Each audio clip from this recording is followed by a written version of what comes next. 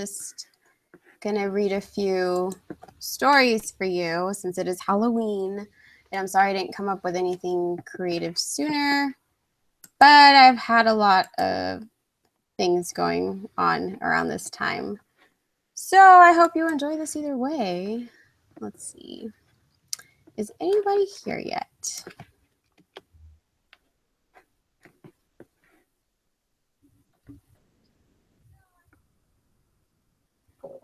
Okay, so it is live now. And I have one person watching. Oh, look, 2 people. Go me, 2 people watching. Well, considering that, everybody else has options as to what they're doing tonight and what live streams we're watching, I'm pretty happy with the fact that, 3 people are watching. Hi, guys. Hi, Listen to Me Speak. Welcome. Hi, Tony. Nice to see you here, too. Tony, did you want to join the live stream? Let me know. Do it. Yeah, do it, Tony. Oh, and yeah, Tony. We're here with Sin, who is an amazing writer, and I've had the pleasure of narrating some of his work. I will be reading a few creepypastas that people have told me they enjoy, one of my favorites, and I'm also open to taking any requests. I think I'm going to wait a little bit before I start reading. Hi, Duchess. Hi, Pablo. How are you guys? Oh, Tony, you're at work. Okay, well, thank you for listening either way. All right, so I'm going to start with, before anything else, those of you, all 5 of you watching right now, you guys have, I guess, a head start on anybody else who shows up later, because I'm going to be announcing a gift card giveaway at the end of this. So let's see here. Back to the story I was going to read. It's called A Slave's Goodbye, which is actually one of my favorite creepypastas because I never saw this coming. I never saw the ending coming. All right, then, let's see how this goes. My end is near. I know this now. The thing my master says, it's all too much at times. I heard my master saying something earlier. It sounds like he's going to replace me. It feels like soon he's going to perform an operation on me. And I'm scared. You're probably very confused, so let me elaborate. My master has me carry out tasks almost every day, and when he's done, I go to sleep. The days he isn't here, I either have things to do or he puts me to sleep. The way he does this isn't natural, as if I want to wake up but can't. He gives something to me, and by the time I finish my chores, I fall asleep. The next day, he wakes me up, and it repeats. He has me go through a huge library of information mostly, find out facts for him. I've gotten much slower at it now, at my old age. The library is fantastic.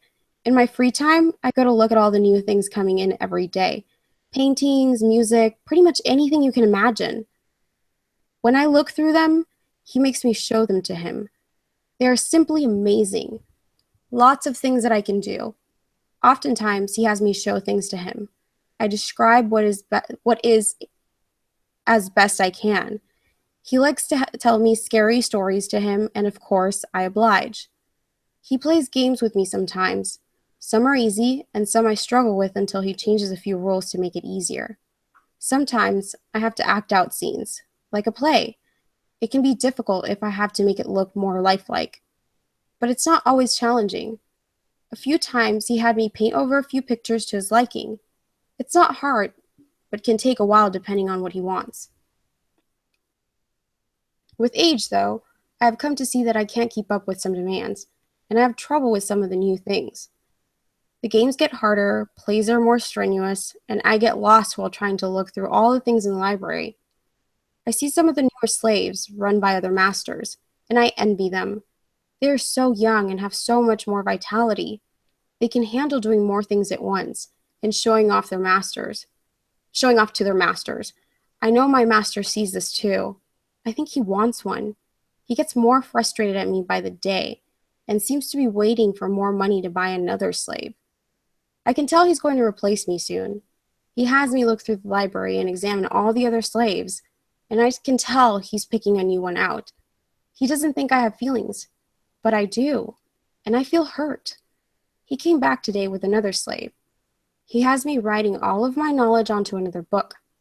He finishes with that and gives it to his other slave to read.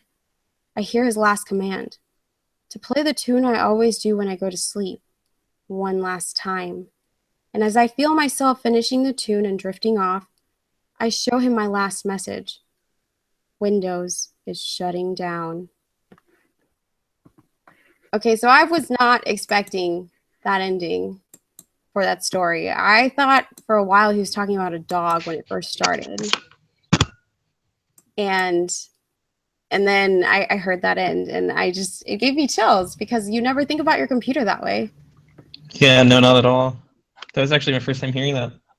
Really? What did you think? I mean, as someone who just heard it.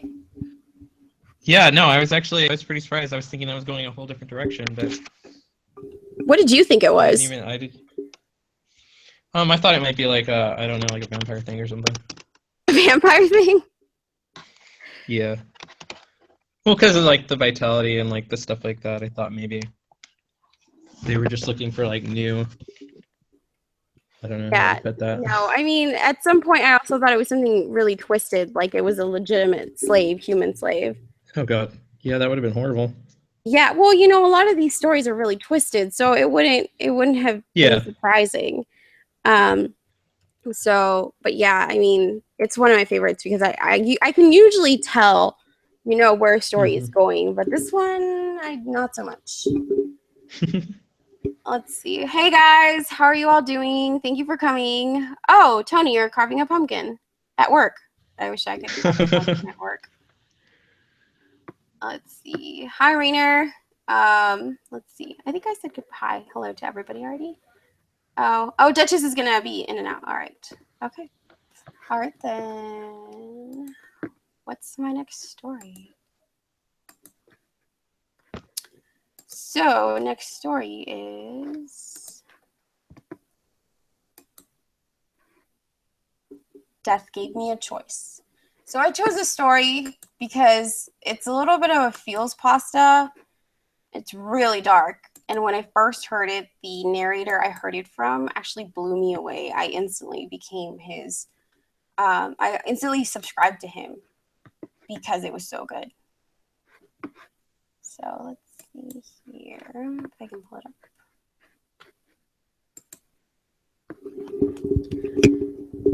Let's see. Death gave me a choice. Death came to me that night as I sat numbly in a puddle of my own desperate blood and tears. And when I saw him, a tall entity clothed in a robe so black it reached past the depths of darkness, I felt inside my heart. I'd been upset, not about one thing in particular, but multiple things. I'd made so many mistakes that trying to pull myself back together had become harder than reassembling a broken eggshell. A year later, I'd lost the most important person in my life, the only girl I truly loved, Penny. I could only blame myself. I'd spent the past year blaming myself for betraying her trust. She'd found a new guy, a better guy than I am. One that brought her flowers, took her out on fancy dates, was loyal to her. And all of that reminded me of how many chances I used to have to do all those things for her. 6 months earlier, the guilt and pain got to me, tore at my soul. And to numb the pain, I took sleeping pills with alcohol every night. Dreading the moment I'd wake up to another sunny, lonely day. 4 months earlier, I lost my job and my scholarship because the depression and substance abuse kept me rooted to the spot. I didn't want to face a world where I'd have to watch everyone else swim as I'm slowly sinking. 3 months earlier, I lost my friend and family as well. I'd become distant and emotionless. I'd turned down invites, didn't show up for Halloween get-togethers, blew up on anyone who told me I needed help. I was in chaos, and I could only blame myself. 1 month earlier, I'd bought the small rectangular case of razors, adding self-abuse to the substance abuse. I'd feel the smallest release when I felt this sharp sting and saw the deep red flow down down my wrist. Sorry guys, I need a drink of water.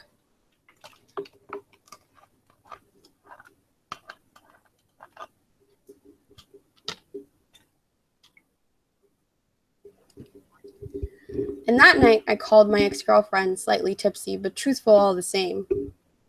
I told her I loved her. I begged for another chance. I cried harder than I'd cried in months just at the sound of hearing her voice. She told me one thing and one thing only. I don't love you anymore, Calvin, and I never will. She hung up the phone immediately after, and all that I could do was stare blankly at the corner of the room. But as everything hit me at once, it hit me harder than a car going full speed. I didn't hesitate. I swallowed the rest of my sleeping pills, gulped down the remaining vodka straight from the bottle, and I used those razors to cut deeper than I'd ever cut. So here I sat, hopeless and alone. But I wasn't alone. I'd looked down at my bloody wrists for mere seconds. When I looked back up, he was there. A normal person would have been hysterical and afraid, but I wasn't normal anymore. I wasn't surprised he was there. No, I welcomed it. Calvin, he spoke in the most baritone voice I'd ever heard, lower than the voice-overs on every movie preview, and he said the one word with that one word with a disapproving sigh. The way he said it made me feel like a kid again, as if I'd done something wrong and lied about it. But I wasn't lying now. The proof was in the mess that was myself at that moment. I sobbed shakily. I, I'm sorry, I said for whatever reason. I felt like I had to apologize, so I did. You've spent a long time being sorry, Calvin, but not once did you say sorry to yourself. A crease formed in between my eyebrows as I mulled over what he just said. It came to me slowly. He wanted me to see that my only enemy was myself. Do you give all the souls you come across helpful advice? I thought.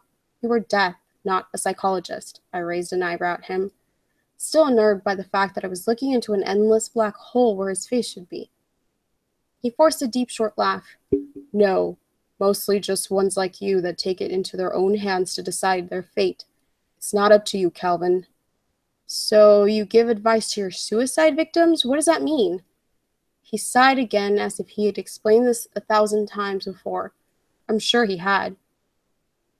It means you don't get to decide this. It means I'm giving you another perspective. I stood up, curiosity hanging on every word. What perspective would that be? The only way I see things is that I'm a horrible, crap excuse for a human being. So why be afraid of dying when I'm more afraid to live? I had to do this. I needed to do this. And I'm showing you, Calvin, what living can do for you. A hint of persuasion sounded in his voice. Tell me, Death, what do I have to live for? The question came out harshly, but he didn't flinch. Listen closely. What if I told you that you'd make it through this depression, not fully healed, but controlled by medication and therapy? What if I told you that because you'll overcome this depression, you'll get another job, and the job will pay for the education you dissed? When you're done with that education, you'll be admired. Admired by your friends, your family, and most importantly, your ex-girlfriend. They'll see the greatness in you that you know you have. They'll be proud of that change. You won't be able to look at a bottle of vodka without being sick. And what if I told you that your career will pay for the expensive ring you'll use to propose to your one and only? And you'll be able to give her all the flowers and dates and loyalty you'd failed to give her before. Most importantly, what if I told you you'd be able to give her a dream wedding as well, and give her two beautiful children, a girl and a boy? What if I told you you'd missed out on a life by choosing to give up? Tears ran my eyes opaquely. I can be happy again? I asked hopefully, afraid of what the answer might be. But his answer was the biggest relief I'd ever felt. Yes, you can be happy again. I wiped my wet cheeks and checked a trembling smile. I'd say I want to live. Then I am no longer needed. The finality in his voice diminished the tension I'd felt before. As I grinned wider, I let out a half-cry chuckle. Thank you. Thank you so much. Now go to the hospital, get your stomach pumped, and seal up your wounds. Goodbye." And in a flash, the black void that was him vanished. For days afterward, I couldn't get rid of that smile. The nurses and doctors that helped me were puzzled by it. A man being treated for suicide attempt is this happy? I knew to them there was nothing right about it, but I hadn't felt more right in my whole life. Because of my obvious mental health issues, I stayed in the mental ward for a month after I healed physically. Just like Death said, I still had memories of my depression, but it was nothing that therapy and medication couldn't fix. After I was released, I found a job at a call center that paid slightly more than minimum wage. It wasn't the best it wasn't the best of jobs, but I was surely glad to have it. I saved money for a few months and started going back to school in the fall. I was working on a business degree. My friends and family were there to watch me graduate, and I'd never felt more thankful. Finally, I was making people proud again. I wasn't failing. I didn't even think that night with the rest of my friends. I didn't want to touch another drop of alcohol.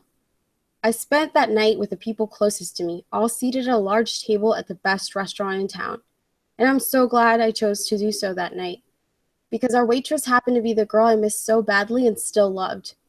She looked surprised to see me, but she also looked glad. "Calvin," she said, staring at me as if I was her long-lost twin. I wanted to smile too, but I noticed a faint purple under her right eye. It wasn't completely hidden by her beige foundation. She knew I noticed, and before I could say anything, she began taking our orders.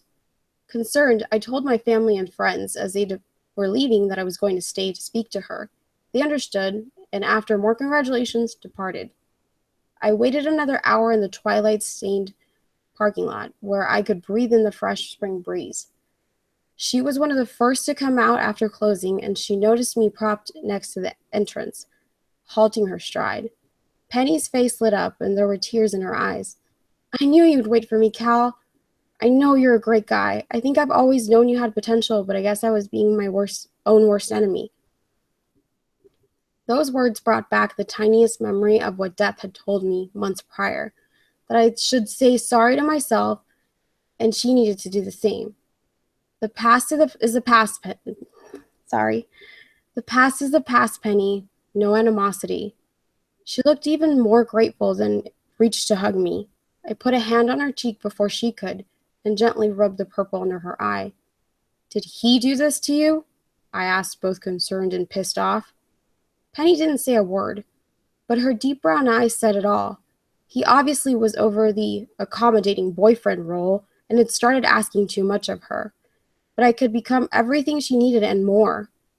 I pulled her into a hug and ran my fingers through her long hair. "It won't happen again, love. I'm here now." After that night, things were better than they'd ever been between me and Penny. She'd gotten away from her abusive boyfriend, and together we got him the jail sentence he deserved. We'd spend every moment we had to spare with each other, and it was like we'd never even parted. Even our old inside jokes would remain the same. With time, I'd saved enough to buy her the most beautiful ring I could find, and I proposed to her, right in the middle of the local high school football field where we'd met so many years ago. A field maybe not the best setting for a proposal, but it meant so much to both of us. Flowers filled our house, sorry, Flowers filled our house with a fragrant smell. I brought home one every day after work. I made reservations every weekend for dates, and no girl could ever mean as much to me as my Penny. The wedding was the one she'd always dreamed of when we were younger. A winter wedding in the snow, everything adorned in blue and white, and the long-sleeved dress she'd hoped for ever since she saw it in the store window. A year after the marriage, Penny came to me with the best news I'd ever received from her. She was pregnant. We found out it was a girl, and I was every bit the happy father when our Violet came into the world. Dark hair, just like her mother. 2 years later, we had our son, Jackson. He looked like me, with green eyes and a mop of chestnut hair. Violet was over the moon about having a younger sibling. Life was amazing. It was everything Death had told me it would be, and more. I chose life the last time I saw him, and life chose me. You can imagine my shock the day I found him standing in front of my work desk. I had been tapping away on my computer, focused on nothing but my work. He broke the trance. I became a statue, still as Lot's wife after she had turned to salt. After a second of his vacant stare off, I broke the stillness. Why? He sighed much like he had the night we'd met, that disapproving sigh. But now with a bit of apprehension, something has occurred, Calvin. Something bad. My heart beat swiftly against my ribs. I stopped breathing. What do you mean bad? A million things raced through my head at once. My family, my friends, myself. Did something happen to them? Was something going to happen to me? You remember Hale, don't you, Calvin? Hale, the piece of crap I'd put in jail. I hated hearing his name. How could I forget that bastard? What about him? Did he finally get what was coming to it? He got out of jail, Calvin. The caution and pity in that one sentence couldn't have been good. I stood up from my office chair, flustered. There's no way! He couldn't have gotten out yet. He received 15 years. It's only been 9. Ever heard of good behavior, Calvin? I was enraged. How could this monster be capable of good behavior? And then I remembered. He'd fooled Penny for a year. He had been a wolf in sheep's clothing. He was definitely capable of fooling others. I think you need to come with me, Calvin. I didn't waste any time. I followed him, not bothering to tell anyone I was leaving work. My first priority was to make sure the people I loved were okay. But the pieces that were being put together in my mind was anything but okay. I drove 90 all the way home. Beads of sweat had formed on my forehead, and my breathing was loudly audible. Death followed me into the house as I rushed inside, but he said nothing. The living room was a mess of broken vases, the one which held all the flowers I'd given to Penny, and a million little petals and leaves littered the floor. I was so immensely angry and scared at the same time. Scared mostly because the scene in front of me hinted that nothing could come from it. I screamed, terror in my voice. Penny! Violet! Jack! Where? The master bedroom, Calvin, Death said from somewhere in my peripheral. He pointed to the door at the end of the hall, a door that was now chopped and broken, standing slightly ajar. I sprinted down the hallway and pushed past the door, not worrying about the sharp splinters that dug into my left hand. The light was off. I wish I hadn't turned it on, because when I did, I was met with sheer horror. Blood. Crimson painted across the white carpet and bed sheets, on the walls, and painted on the bodies of the 3 people in my life that meant the most to me. The details are too traumatizing to repeat, but the axe that had been used on all of them was left behind, embedded into my wife's skull. I fell to my knees in front of them, racking sobs so hard that I puked. I just couldn't stop crying. I couldn't speak. I was screaming under the weight of emotional pain. I was hurt. But you said it would be better. I turned to Death, screaming and seeing red. You said I'd be happy. Why? I sobbed deeply again, unable to contain the lump in my throat. And you were, Calvin. You were happy for several years. But with a life comes chances, good ones and bad ones. Everyone suffers, Calvin. Suffer? I have nothing to live for anymore, Death. I've lost my reasons for living, for working, for loving. That's more than suffering.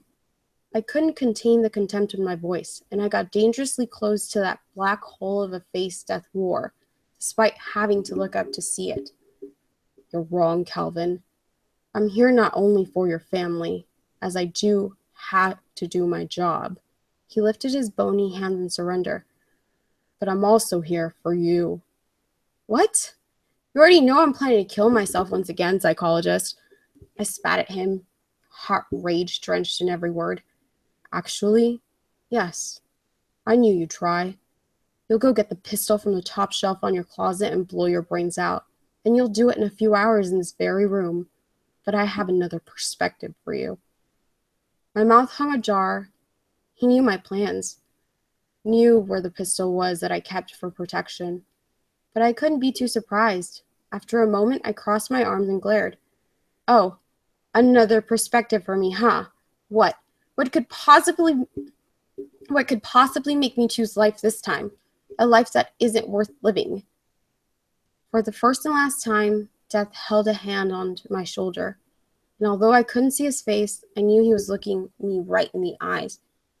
You must live, Calvin, because Hale must die, and you're the one who will make it happen.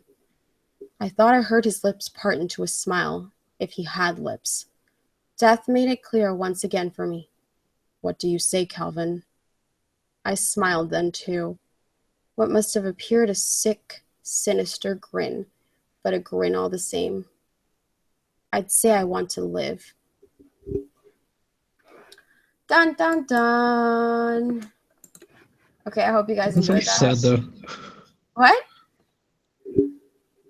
What'd you say? I mean, like, I don't blame the guy. I want to kill the guy too, obviously, but it's super sad that that even happens. Well, yeah, but I mean, better to have loved and lived than Some never to have happiness, lived yeah. at all, right? Yeah, I agree. But it's still sad. It's a pretty dark story, and like I said, I love that story. I mean, I like darker things, obviously, because I'm into horror, but yeah, I mean, I think a lot of people who suffer from depression have just been at that point in their lives where they're they're at their worst and they don't think anything can ever get better. And if only death could visit us and tell us, you know what, 5 years from now, life will get so much Right? better, right? It If would just only. things. If only death could come by and be your pal and be your bro and say, For hey, a little life's gonna bit. get better, I promise. But no, Yeah. unfortunately, that's not how it works. And I mean, this kind of turned into a twisted tale. And I actually just noticed there's a second part to the story, which I will have to read at some point. But yeah, I mean, one of my favorites just because it's so dark and twisted and because It is a good story. Death is one of the main characters in it. I'm sorry that I kept messing up, you guys. And I hope to those of you watching that the audio quality is decent. Oh, hi everybody who just showed up. Hi Wicked. Hi Wolf.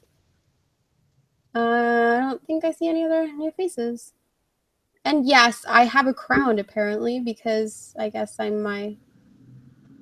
it's my stream, so if it's your stream, you get a crown. Okay, so what are you guys up to tonight? I need a break from the reading. Any plans for Halloween? What about you, Sin? What did you do tonight? We went trick-or-treating with my son, actually. This Oh, afternoon we went. Yeah, he went as a Marshall from Paw Patrol. He it's chose so that over cute. Superboy, but he was so cute. Yeah, we did like the little like black paint on his nose and everything too to give him like the puppy dog nose and everything. He, Oh, see, it's pretty adorable. yeah, I think that's my favorite part of Halloween is when you get to see all the little ones dressed up in their cute little costumes and they knock at your door asking for candy. Actually, I think in this apartment complex, they actually go knocking door to door. I've had a few kids knock, but I didn't get any candy, unfortunately, just because everything's been a little bit chaotic. But Yeah. definitely will next year. But yeah, I always look forward to seeing all the little kids in their cute little costumes. I think Paw Patrol was popular this year, wasn't it? Yeah. Anybody else have kids and dressed them up in the chat? Anyone? No? Okay, I'll wait for responses because I know there is a bit of a lag between me saying this and them actually hearing it. Yeah, I didn't dress up this year. I didn't get to, but hopefully next year. Pablo said my nephews were so excited to go trick-or-treating. What did your nephews dress up as, Pablo? You don't mind me asking?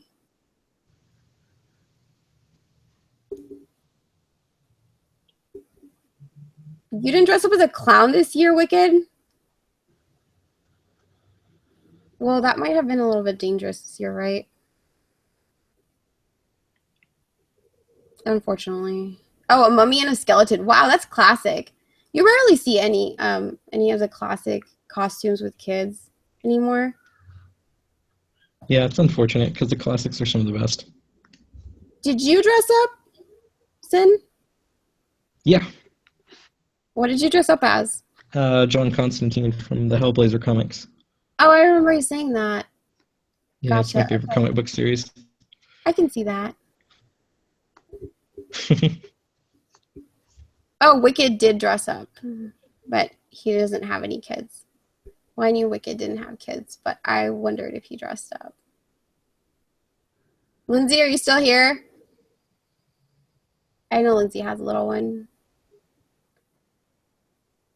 Anyways, so um let me read some of the requests I got from some of the other narrators.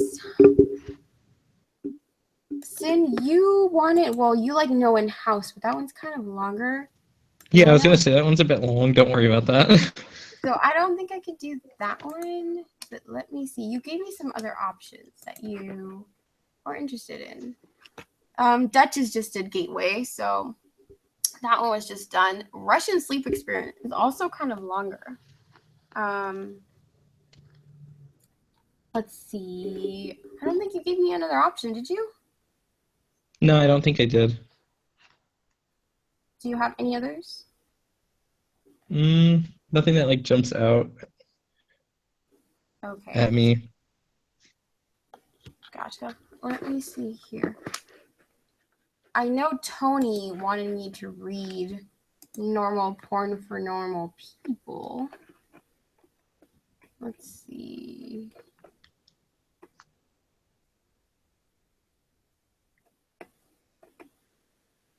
I don't think I've ever heard that. Maybe I have heard it. Let me see how long this is. No, it's not too long. Okay, I'm going to read that one then. But hold on. There's another story because I know that there's a few folks who prefer the true stories. And this story is actually one of my favorite true stories because I heard it's getting turned into a book. Let me look it up.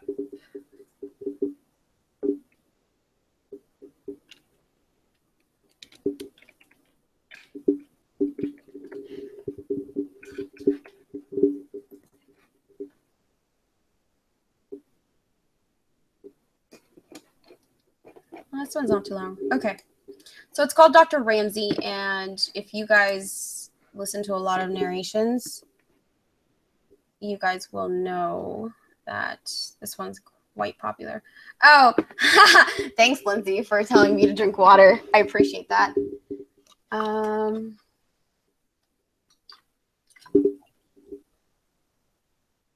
I haven't done live readings before, so I don't think I realized how much water I was going to need throughout this. Okay, so now for Dr. Ramsey. I recently replied to a post on Ask Reddit about scariest experiences, and after reading what I had to say, a couple of people suggested I post about it here. So here I am. A week or so before my 10th birthday, I walked to the corner store with a $5 bill and picked up a jar of ragu for my mom. On my way home, a man I'd never seen before fell in step with me and began talking. Hi, he said cheerfully. My name is Dr. Ramsey. I'm a pediatrician. Do you know what a pediatrician is? I walked along silently, not replying, and fervently hoping he would take that as a sign he should leave me alone.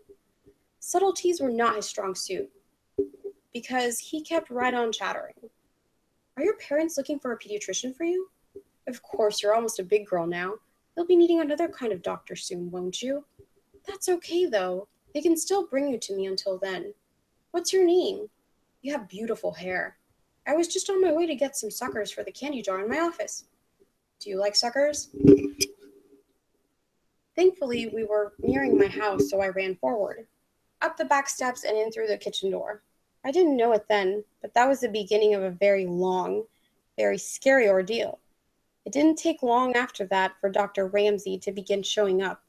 At first, it seemed benign enough, at least to a kid. He would drive by nearly every day, smiling and waving. I told my mom, who said maybe it was on his way home from work. But then the phone calls began.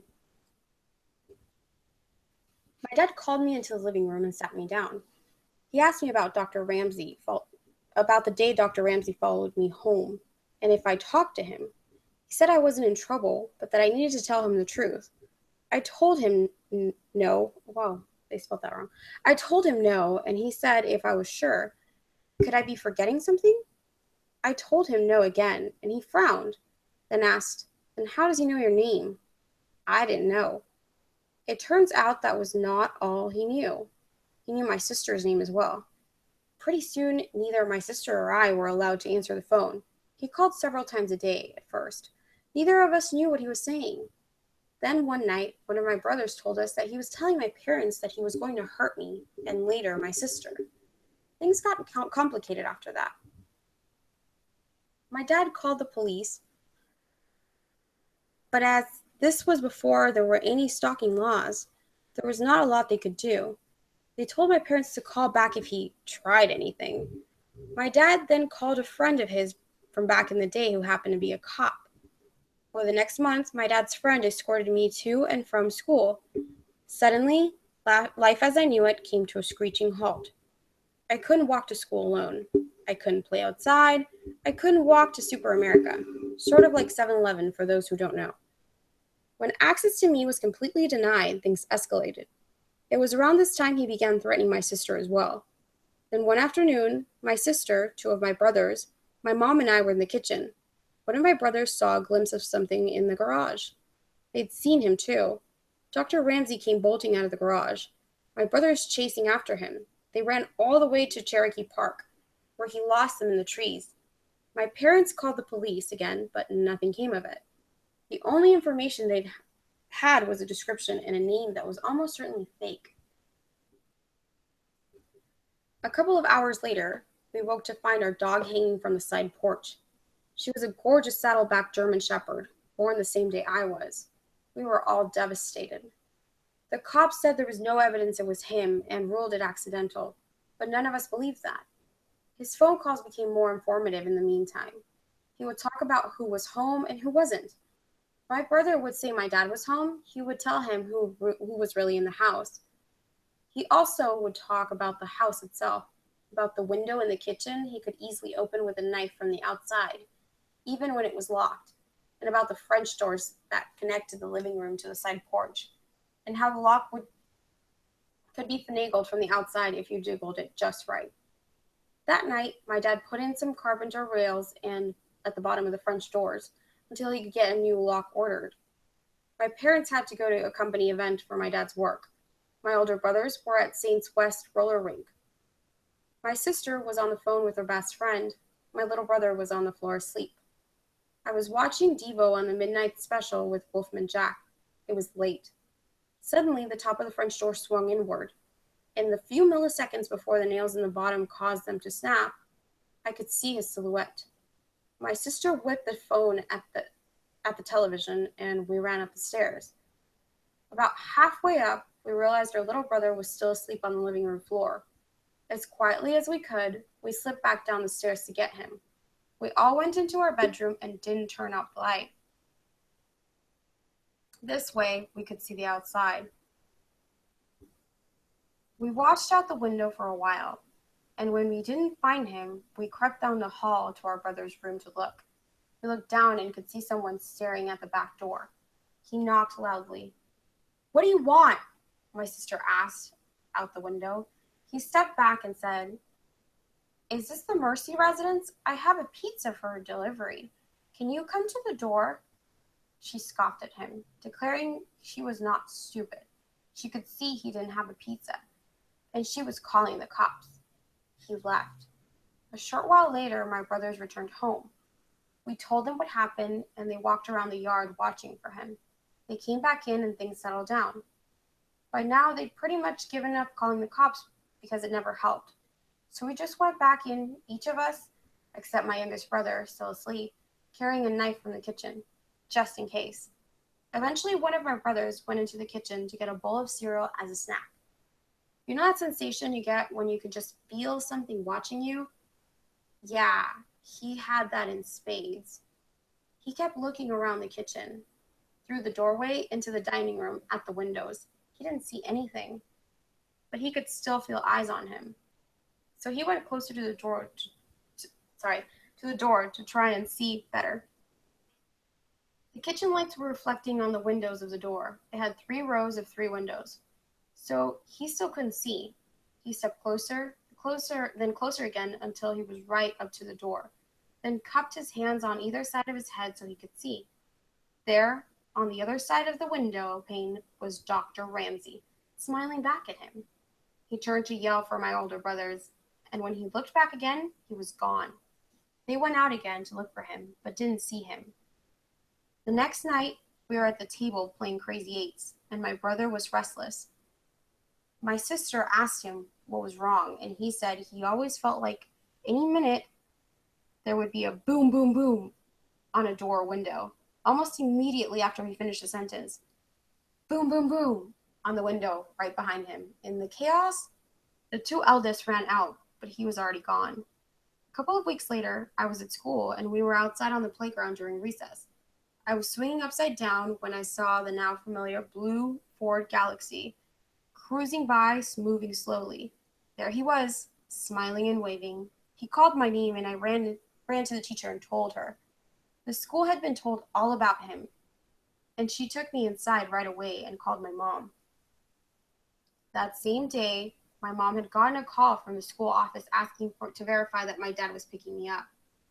As he called to say he was on his way, he wasn't.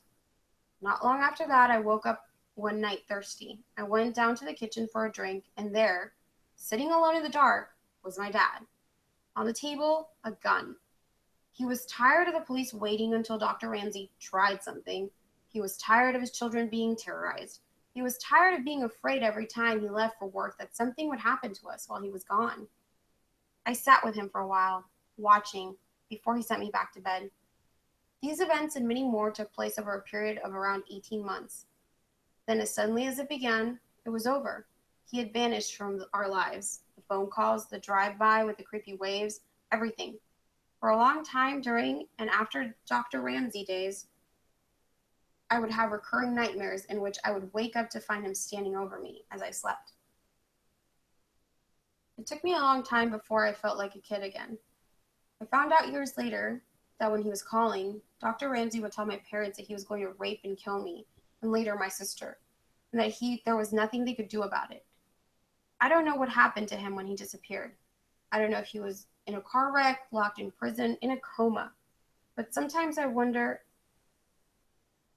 if the wait ended for my dad when he was sitting in the darkened kitchen one night. I don't know, and I'm not sure I want to.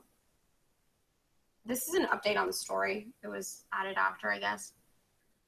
I'm working on bringing the story to a book format, a memoir of sorts. I'm doing it partly because writing about it has proven to be a cathartic experience for me, and partly because I want to help others see that this is survivable. I have started a GoFundMe for it because in order to write it completely, I need to be able to house my daughter and I while it is as full and accurate a book as it can be. I spent time over the winter in Minnesota interviewing families so I could fill in the gaps of my own memory. I even, finally, asked my dad if he knew what happened to Dr. Ramsay in the end. And then it has a link to the GoFundMe page. I can link this if you guys are interested to the description of the stream. But yeah, did you guys enjoy that? Yep, yep. Huh? I said yep, yep. Sorry, my voice is kind of messed up. I still have a cold. Oh, I'm sorry. Oh, that's Oh, not a hey, problem. Edgar. I don't know. I think this story, the reason I like it so much is because it scares me to think of, a little 10-year-old having to go through this. Um, that's like a scary thought when you have kids, especially, is that, Yeah, nowadays you're afraid to just let them go outside and play when, maybe 20, 30 years ago that was the norm. yeah. I can't do that anymore. Oh, this is Sinister, guys. He's an author, basically. He's a writer. Um, he's really amazing. I'm gonna link his blog after the stream is done to the description of this video, and then you guys can go check out his writing. He's really good. He wrote Homicidal Housewife, if you guys have watched that video. But yeah. So that answers that question. Sorry, guys. Sorry I didn't say that sooner. I apologize. Okay. So I think I'm going to do one more story, and that's going to be it because my voice is starting to get tired, as you guys noticed, and I'm running on very little sleep, but I felt that I really need to do something Yeah. for Halloween. See, Pablo agrees you're a very good writer. Thank you, Pablo. And the chat says hello to you. Hiya. So, guys, any questions, any input? What did you guys think of the story? I'd love to know.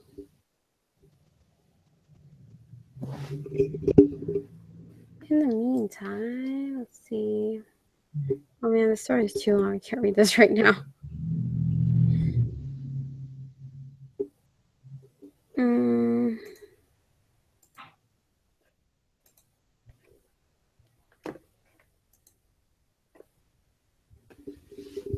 Oh, Wicked enjoyed Homicidal Housewife. Wicked has also written some of the things that I've read, like Such Nice Guys. He wrote that one. Let's see. Oh, Pablo, thank you. Although there's a ton of streams going on tonight, I feel lucky that you came to mind, that all of you guys came to mind. And I feel like most of my horror amino friends are here because they're super supportive of my narrating, and that means a lot. That's such a great little community, Sin. Do you have you made a profile there? I haven't made a horror amino. Oh, you should. I haven't. They're so nice. They really are. They're really supportive. And honestly, it's just, I think there's also like a horror writer amino or horror writing amino, one of the two, that's specifically for writers. Okay, so I need one more story, but I want it to be a short story. Do you guys have any requests for a short story to be read? Thank you, Pablo. I appreciate it. No, guys. No requests. Horror amigos. How long is? Huh? How long is Six Shot Devil? Shot Devil? Six Shot Devil, I believe it's called. Oh, I think that's a long one. Let me look. Is it a longer one? I don't remember. Let me see. I listened to a bunch. I'm used to listening to longer ones. That's why I don't have like a ton of suggestions. Let's see. But Oh, like, I don't know which overdo it. one. Definitely, your voice. I'm gonna read one that I already did in the past, but I just love the story. But here, let's see how long. No, that's the Devil Game. Yeah, that is a longer one. I know which one I'm gonna read.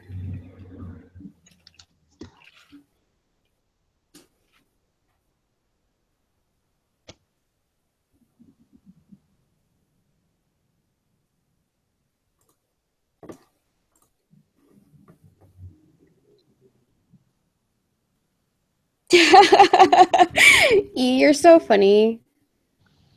He said, I like the one your clown friend wrote, Margbot. My clown friend is Little Wicked. Oh, by the way, Sin, I know you're actually probably more scared of clowns than I am, but he's actually a really nice guy. He's actually a really nice guy. Like he's actually kind of starting to like convince me that like I shouldn't be afraid of clowns. So I have him to thank for kind of starting to lose that fear. Okay, so I'm going to read Antran, and it was one of the first stories I read on my channel because it's robot related, and everybody knows I love robots. But before I do that, just a quick tidbit. Little Wicked's story is still the most watched story on my channel. People really love that story, the Such Nice Guys story. I don't know if it's because I was pretending to be drunk in it and because it goes along with great writing, but people seem to love that story for whatever reason. Okay.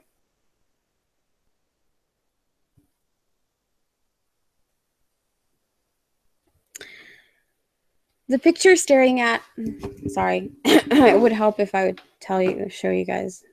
Give me a second. This one goes with a picture. I don't even know where these people found this picture, by the way, for this, but it looks pretty legitimate.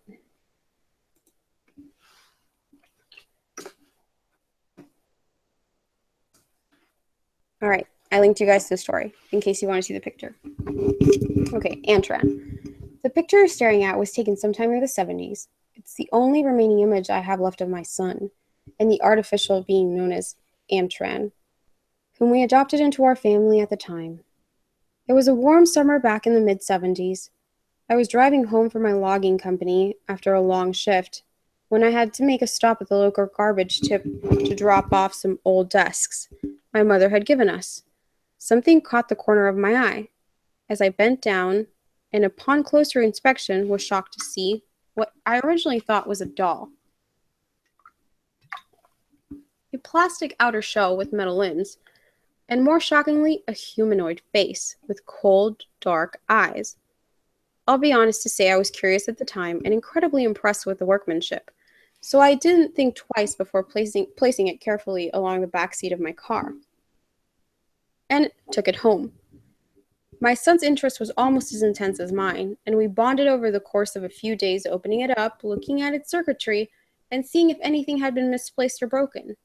Eventually, to our surprise, the being, or android, seemed to come to life. Its eyes displayed a somewhat sentient tint to them. Its limbs turned, its hands gripped, and after a few moments, it managed to stand on its own accord. Needless to say, we were scared, yet fascinated. Who could have created such a wonderful and remarkable piece of work? I thought to myself. It wasn't until a few weeks later that I realized this wasn't a toy or a doll. It showed incredible signs of intelligence and thinking ability. It learned to do everyday things, such as taking the trash out, playing with my son's toys. He even had a favorite, a small red car that he'd drive alongside the kitchen counters. It learned to mimic our ways, trying to eat from a fork despite having no digestive system, moving its mouth despite lacking the ability to speak. I knew this was something else, perhaps a military piece of hardware or a private project. I knew I should have handed him in, but when I watched my boy play with it so happily, his face lit up. I couldn't do it.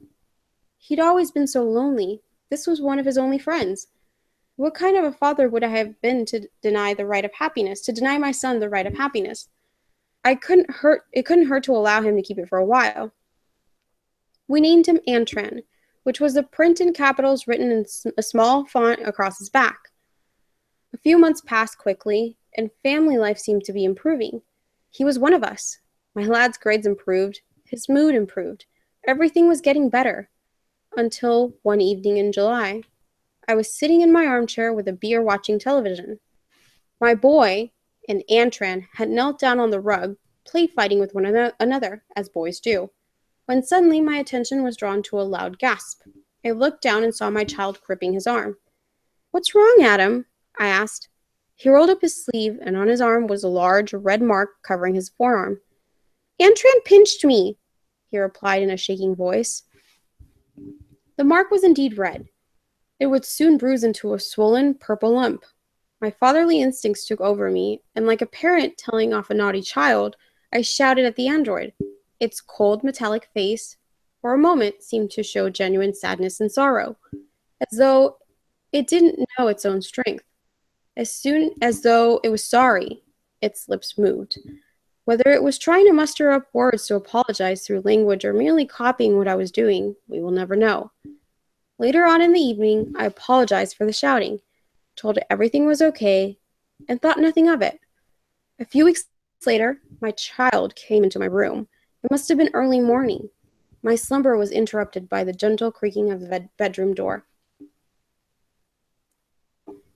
"Dad?" he whispered.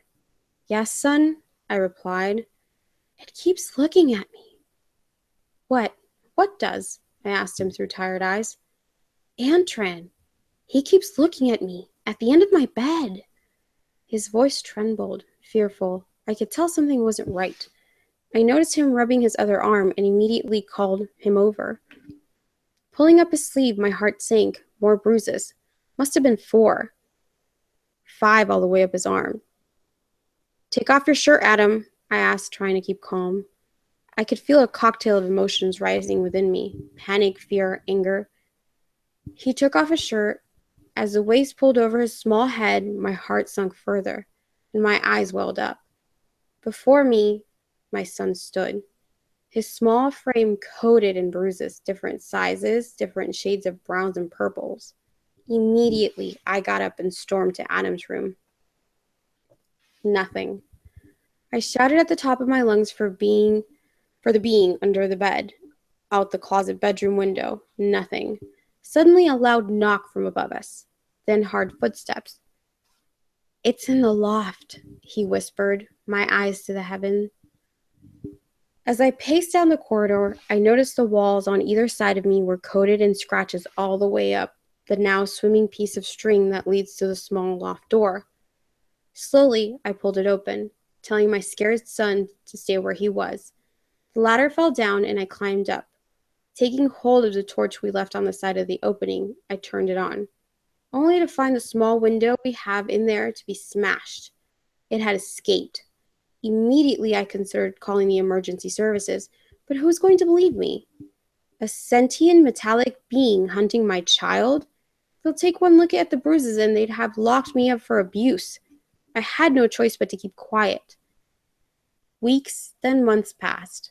Every time we went outside, we noticed ever-increasing signs of Antran's presence.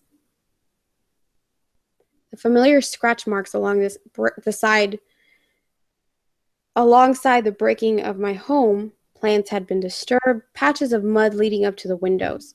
I feared for my son, taking him to and from school, never letting him out of my sight. What had caused this sudden hostility towards us? Had we done it wrong? Was it my shouting? I found myself speaking out loud in the evenings, apologizing to the walls, to an empty room in the hopes Antran would hear, hoping he would stop taunting the endless stalking of my home. But my attempts were in vain. If I had known what would come, I wouldn't have slept all night. My sleep was once again disturbed, though this time by a blood-curdling scream. My eyes darted open, and immediately, almost as a natural instinct, I rushed to my son's room. It was too late. The room had been turned upside down. Everything was on the floor, the bedsheets ripped and his window smashed. I burst into tears, screaming at the top of my voice for my son back. I called the police, telling them my son had been kidnapped. They asked if I had seen the culprit. I lied and said I hadn't, hoping the images of my son would be enough. Like they'd believe that this doll was sentient, harmful. For the next few days, I cried myself to sleep, sobbing like a child. Life wasn't worth living anymore. I wish I had never found that thing. I betrayed my son's trust in me as a father to protect him, and now I pay the price. It was September dawn. I sat in my chair, drinking, when I heard the pantry door creak open. Adam? I called, rushing to the kitchen. Again, nothing. Except there on the kitchen counter, Antran's favorite red toy car. Oh man, that was chilling. I love Android stories. Cough, cough. No, that one's always good. But I always feel bad because of the kid. Yeah, no, of course. I mean, as a dad. Yeah. You know. You know, the first time I heard that story, I thought of Real Steel with Yeah. what's his face? Hugh Jackman. Yeah. Yeah. Yeah. Just because, you know, that's how he finds Adam is, you know, in the dump. Except Adam wasn't evil. Yeah, except Adam wasn't evil and stealing kids. Yeah. Okay, guys. So I'm going to do a giveaway. And I'm going to give you guys, oh, hi, Hex Quando. I'm going to give you guys like a week to come up with this. And my horror amigos cannot ask me for the answer to this.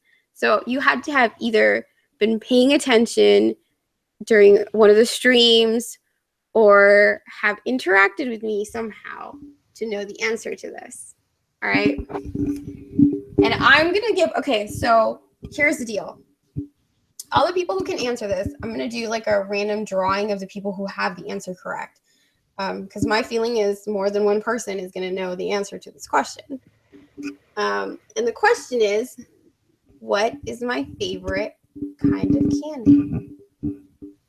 Okay, so that's it. That's the question. You guys, all 5 of you who are watching, get an opportunity to win a $10 gift card of your choosing. Just don't ask me for Bitcoin because I can't give you, like, that would be pointless because Bitcoin's pretty expensive. But yeah, $10 gift card, guys. And you have to live in the United States, which I'm pretty sure most of you guys do, because it would probably be too expensive to ship outside of the United States. But yeah, so let's see. When is the answer to this due? So by Sunday, by the end of Sunday, the 6th, I will have all of the answers from you guys. And then on the 7th, I'll announce the winner of the drawing. So like I said, just you had to have been paying attention to my streams to know what is my favorite kind of candy. So anyways, with that, I'm going to wrap this up just because I'm really tired. I'm running on like 4 hours of sleep, but I didn't want to leave you guys hanging on Halloween. That wouldn't have been nice. But thank you to everybody who showed up and to everybody who's listened. It really means a lot to me. Oh, and one last thing. My goal, I guess you could say, for October was to reach 100 people. Because I believe I started October at 80. And then pretty early on in October, I actually hit the 100 mark. And last I checked, I'm at 132. So you guys are all really amazing. Because if it weren't for the support that you guys have provided me with, I wouldn't have all the people that I have listening to my voice. And you guys have no idea how much that means to me, because my channel has been kind of like it's turned into something really important for me. It's definitely a hobby. You know, I'm not trying to make a business out of this or anything like that. But it's a very special hobby and it's really dear to me. So with that, I'm signing out. Thank you so much, Sin, for being my co-host this evening. No worries. Thank you to everybody who showed up. Okay, Margbot out. Have a good evening, guys.